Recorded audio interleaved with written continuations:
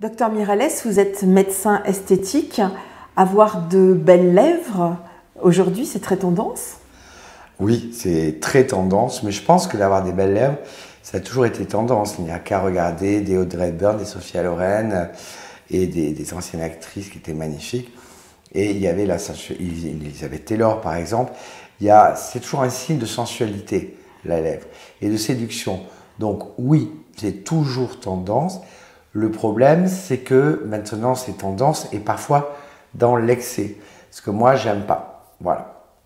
Alors, on peut venir vous rendre visite à n'importe quel âge, à partir du moment où on est majeur.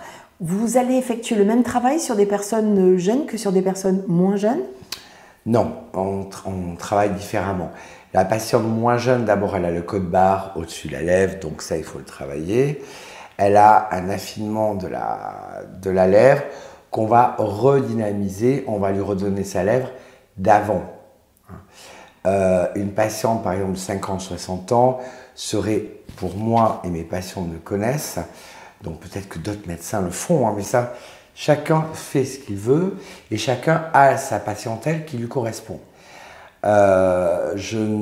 Pour moi, une femme de 50-60 ans, avec une énorme lèvre ou une lèvre de 20-30 ans serait ridicule et pas très chic. Donc on travaille les lèvres différemment. Après, la jeune, elle a des belles lèvres, mais elle a le petit copain, elle est dans la séduction, elle a pour modèle, elle a des mannequins, elle a des actrices. Donc ça, on travaille dans ce sens-là. Et je suis très heureux et très fier parce que ce sont leurs mères qui me les envoient parce qu'elles ont confiance. Combien de temps va durer votre travail une fois que vous aurez piqué la lèvre de la patiente, par exemple?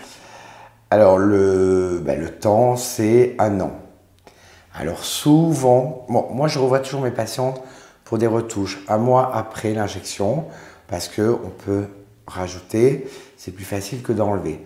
Souvent, les lèvres, on va dire, entre guillemets, jeunes, me redemandent un petit peu plus parce qu'on oublie comment est la lèvre, comment était la lèvre avant.